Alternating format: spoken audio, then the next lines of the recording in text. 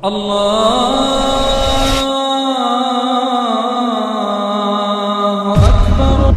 tahu bahwa di dunia ini ada satu negara yang selalu dikait-kaitkan di dalam Al-Quranul Karim.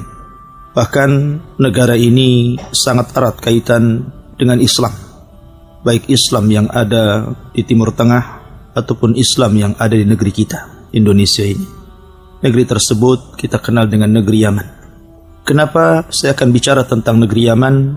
Karena kisah tentang kerajaan Sabah ini ada di negeri Yaman. Sabah ada yang mengatakan dia adalah satu nama kabilah di negeri Yaman. Dan ada juga yang mengatakan diambil dari seorang yang bernama Sabah ibn Ya'rub. Ada juga yang mengatakan Sabah itu diambil dari tawanan, karena dia orang yang pertama ditawan orang Arab. Dan juga banyak khilaf di antara para ulama, yang disebutkan salah satunya Imam Ibnu Katsir rahimahullahu ta'ala. Tetapi kita ambil ibrah dan pelajaran dari kisah runtuhnya negeri Sabah ini. Kaum Sabah ini ada erat kaitannya dengan kisah Nabiullah Sulaiman dan Ratu Balqis.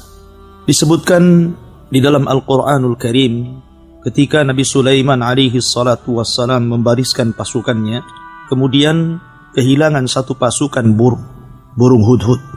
Ketika itu Nabiullah Sulaiman alaihi salatu wassalam marah, bahkan mengancam, kalau seandainya hudhud itu tidak segera datang, maka saya akan siksa dengan siksa yang sangat keras, atau saya sembelih, atau dia membawa bukti yang jelas tentang alasan ketidakhadirannya atau keterlambatannya.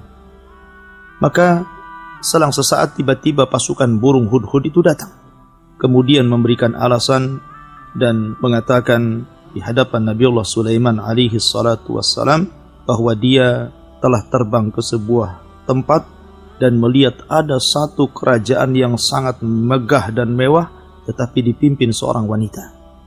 Hudhud pun mengatakan, sesungguhnya aku mendapati seorang wanita yang menjadi raja pada negara tersebut, dan wanita itu diberikan segala sesuatu dan juga kerajaan yang sangat besar. Tetapi nikmat yang begitu besar terhadap wanita tersebut, sayang, mereka bukan para penyembah Allah subhanahu wa ta'ala. Karena Hudhud mensifati tentang kisah Balqis.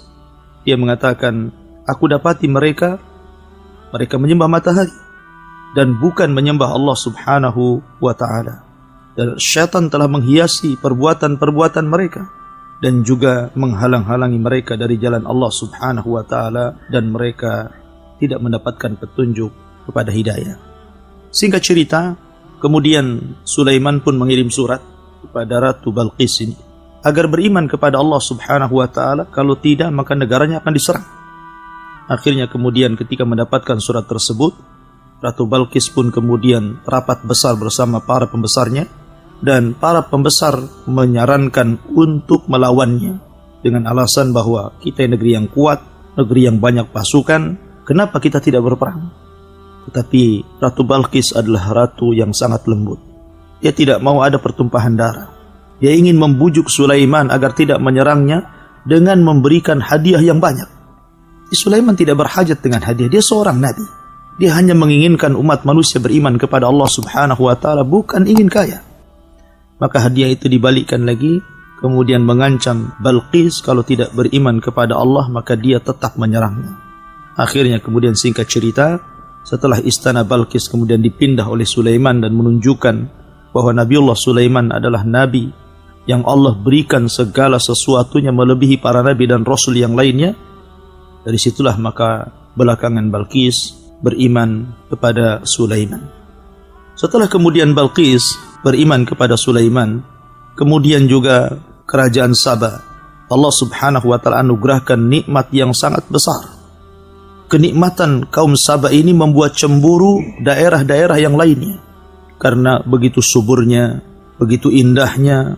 Bahkan dijelaskan seorang wanita apabila membawa keranjang ke dalam kebunnya, tidak usah dipetik buah tersebut, keluar sudah penuh keranjangnya, saking suburnya. Bahkan air tidak pernah terputus, tidak kenal kemarau dan musim hujan. Dari situlah Allah subhanahu wa ta'ala berikan nikmat yang luar biasa kepada negeri Sabah, sehingga dibicarakan oleh negeri-negeri yang lainnya tentang keindahannya. Dan itu nikmat yang sangat besar. Disitulah setelah kemudian masa berlalu, Ratu Balqis meninggal dunia. Kemudian juga disebutkan oleh sebagian athar, diutus kepada mereka banyak para nabi. Ada yang mengatakan 12 nabi, ada yang mengatakan 17 nabi. Wallahu a'lam. Yang jelas bahwa diutus kepada mereka kaum Saba ini para nabi. Dan kita tahu tugas para nabi adalah menyerukan kepada manusia agar menyembah Allah dan menjauhi sesembahan selain daripada Allah Subhanahu wa taala alias taghut. Allah mengatakan, "Walaqad ba'atsna fi kulli ummatin rasulan an i'budullaha wajtanibut taghut." Dan kami utus pada tiap-tiap negeri seorang rasul. Bahkan bukan hanya seorang rasul. Buktinya negeri Saba beberapa rasul. Bahkan dalam surah Yasin dijelaskan ada satu daerah yang diutus 3 rasul sekaligus. Tugas mereka hanya satu, mentauhidkan Allah. Mengajak manusia untuk mengesahkan Allah, mengajak manusia untuk menunggalkan Allah dan menjauhi sesembahan selain daripada Allah alias taghut. Itu tugas mereka. Lah kemudian sebagian beriman dan sebagian kufur. Dan itulah tabiat dakwah. Orang yang menyerukan kepada tauhid, pasti manusia akan terpecah menjadi 2 kelompok. Ada yang ikut, ada yang menolak. Yang menolak terpecah menjadi berapa kelompok.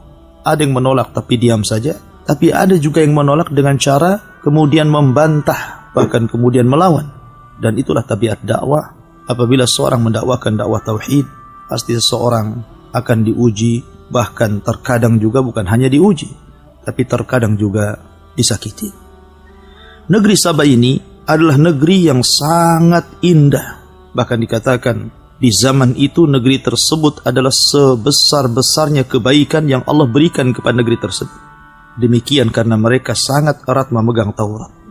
Ketika Allah Subhanahu wa taala berkahi negeri tersebut disebabkan karena mereka memegang Taurat. Betul-betul mereka beragama di atas agama ahli kitab. Dan di zaman itu agama itu adalah agama yang paling hak, karena memang belum datang kepada mereka Islam, belum lahir Nabi sallallahu alaihi wa ala alihi wasallam. Tetapi kemudian seiring dengan Nabi mereka satu persatu kemudian meninggalkan mereka, meninggal. Maka dijelaskan abad yang keempat sebelum Masehi, mulailah kemudian mereka bergeser. Tauhid mereka bergeser menjadi para penyembah berhala. Mulailah mereka kembali menyembah matahari, bulan, bintang, sebagaimana dahulu di masa kerajaan Balqis sebelum masuk Islam pada agama Sulaiman alaihi salatu wassalam. Dan kita tahu bahwa dosa yang tidak terampuni adalah dosa syirik. Dan justru syirik itulah yang mengundang adab Allah Subhanahu wa ta'ala. Akhirnya kemudian Allah Subhanahu wa ta'ala pun murka karena mereka kemudian melakukan 2 kekufuran. Pertama, kufur nikmat.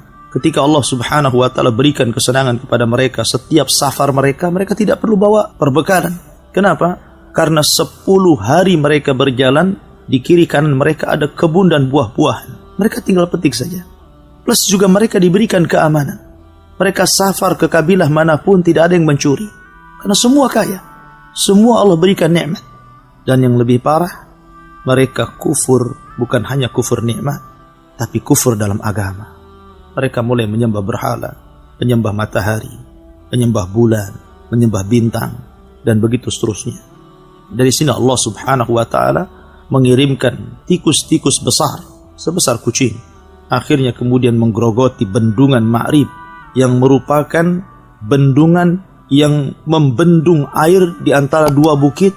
Dari sinilah seluruh kebun-kebun Saba dialiri. Ketika kemudian bendungan itu dihancurkan oleh Allah, digerogoti oleh tikus-tikus besar, akhirnya terjadi bencana hebat. Maka Allah Subhanahu wa ta'ala mengirim banjir dan meluluhlantakkan negeri Saba, sehingga tidak tersisa satupun tumbuh-tumbuhan kecuali hanya 3 saja. Dan itu disebutkan dalam Al-Quranul Karim, Zawatai ukulin khamtin wa aslin wa syai'in min sidrin qalil. Hanya 3 tumbuh-tumbuhan saja. Pertama, tumbuhan khamtin. Khamtin itu tumbuhan yang berduri, tapi buahnya tidak bisa dimakan karena pahit. Kemudian aslin. Aslin tidak berbuah. Pohonnya berduri hanya bisa untuk diambil naungannya. Kemudian wasyai'in min sidrin qalil, ma'ruf, pohon sidr. Kadang berbuah setahun sekali, itu pun tidak mencukupi mereka. Dan itu azab Allah Subhanahu wa ta'ala. Bahkan bukan hanya itu saja, dikirim kepada mereka berbagai macam hama. yang dulunya tidak ada rayap, tidak ada lalat, tidak ada ulat, tidak ada binatang-binatang kecil yang membahayakan mereka. Tapi setelah Allah subhanahu wa ta'ala mengazab negeri Ma'rib, negeri Saba, maka sampai hari ini negeri tersebut tidak sesubur yang diceritakan Al-Quran dan menjadi cemburu seluruh kabilah-kabilah Arab karena indah dan suburnya, karena Allah menggambarkan baldatun thayyibatun wa rabbun ghafur, negeri yang baik dan Allah Zat yang Maha Mengampuni. Fil qalbi masyaa'ir ukhfiha qad ashraqat asy-syamsu 'alayha 'an khutatin lam a'ba'u fiha satakunu bi ayyami farqa fa hayati qabla al-halaqat